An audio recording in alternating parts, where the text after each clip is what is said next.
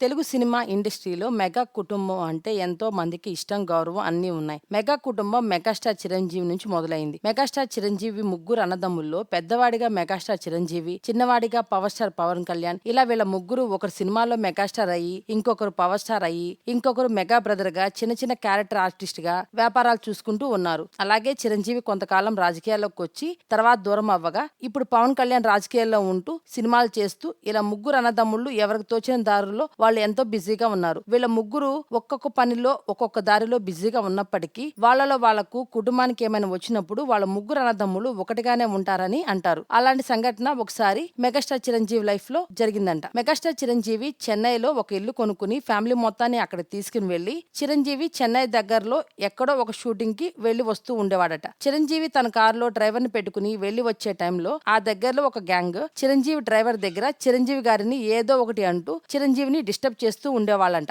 కానీ చిరంజీవి వాళ్ళని అసలు పట్టించుకోవద్దని, పట్టించుకోవాల్సిన పని లేదని వదిలేసి ఆయన పని ఆయన చేసుకుంటూ ఉండేవాడట. అలాంటి టైంలో ఆ డ్రైవరు జరిగిన విషయాన్ని పవన్ కళ్యాణ్ చెప్పాడట. దీంతో పవన్ కళ్యాణ్ కోపం వచ్చి వాళ్ళ దగ్గరికి వెళ్లి గొడవ పడ్డాడట. మా అన్నను పట్టుకుని మీరు మాట్లాడతారా అని అంటూ పెద్దగా గొడవ చేశాడంట. ఆ గ్యాంగ్ లో అందరితో గొడవ పడే క్రమంలో వాళ్ళ గ్యాంగ్ లో ఒక నెంబరు కుప్పుస్వామి అనే వ్యక్తిని పవన్ కళ్యాణ్ చాలా గట్టిగా కొట్టాడంట. దీంతో ఆ వ్యక్తికి గాయాలయ్యాయంట. ఈ విషయం తెలుసుకున్న చిరంజీవి పవన్ కళ్యాణ్ తరపున సారీ చెప్పి వచ్చాడంట. వచ్చి పవన్ కళ్యాణ్ ని గట్టిగా చిరంజీవి తిట్టారంట. ఎందుకు నువ్వు వెళ్లి అతన్ని అలా కొట్టావు అని పవన్ కళ్యాణ్ ని మందలించారట. పవన్ కళ్యాణ్ ఎందుకంటే మిమ్మల్ని అంటే ఊరుకోవాలా అని అడిగాడట. ఇలా ఎవరో ఒకరు ఏదో ఒకటి అనుకుంటూనే ఉంటారు, వాటిని మనం పట్టించుకోకూడదు అని చిరు చెప్పారట. చిరంజీవి చాలా బాధ్యత, భద్రత, క్షేమం కోరుకునే వ్యక్తి. ఎవరితోనూ గొడవలకు వెళ్ళడు. పవన్ కళ్యాణ్ తనకు నచ్చినట్లు ఎదుటి వాళ్ళని ఎదిరించే గుణం ఉన్న వ్యక్తి. అయినా కూడా చిరంజీవి పవన్ కళ్యాణ్ ని మందలించి పవన్ కళ్యాణ్ తీసుకుని హాస్పిటల్ కి వెళ్లి అక్కడ ఆ కుప్పుస్వామి అనే అతన్ని పలకరించి పవన్ కళ్యాణ్ తో క్షమాపణలు చెప్పించి